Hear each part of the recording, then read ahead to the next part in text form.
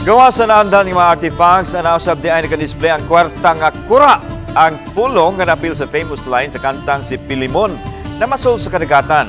Gawa sa kura na nausab ang kwartang ginama sa Sugbo nga gitawag o guerrilla money. Atong sa iran istorya pinaagi ni report. Kini ang museo sa Sugbo sa MJ Cuenco Avenue sa Cebu City. Apan sawa pa kini nahimong museo, usa kini kabilangguan nga gitawag og Karsel de Cebu nga natukod og nahumani adtong 1870. Pagligid sa panahon, nausab ang ngalan nga nahimong Cebu City Jail hangtod nahimong Cebu Provincial Detention and Rehabilitation Center. Apan gibalhin ang CPDRC ngadto sa mas dako nga luna sa may barangay Kalunasan ug ang edipisyong gibiyaan gihimo ng tipiganan sa karaan nga mga butang o nahimo na karon nga Museo Sugbo. Sa katadre sa second floor ang Katipunan Gallery and American Colonial Period. Nahimo pod siyang pisuhan up to 2004. So from 1870 up to 2000 for 135 years kapisuhan. Ang last name niya kay Cebu Provincial Detention and Rehabilitation Center. Sa usa ka gallery naka-display ang mga butang panahon sa Japanese invasion. Sa kantang si Filimon na masul sa kadagatan, naapil ang linya nga nakakuha og isdang tambasakan nga gibaligya og ang halin puros kura.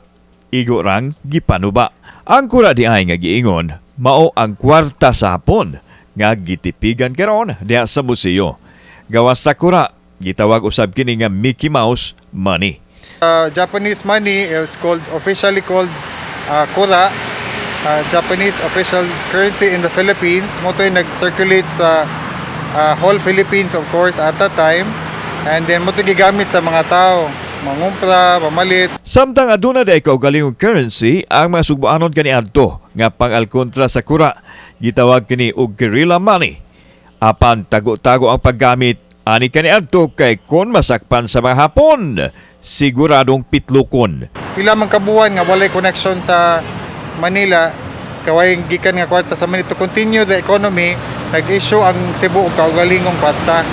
Anang pag-abot sa Hapon, nahimo siyang guerrilla money.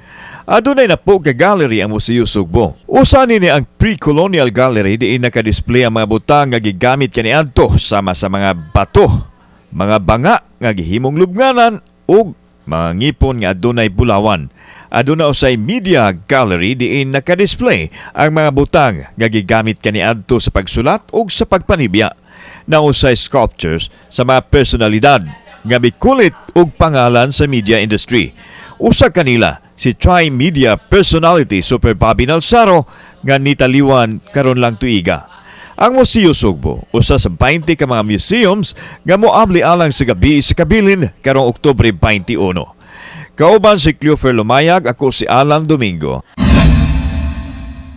Balitag, Bisdak.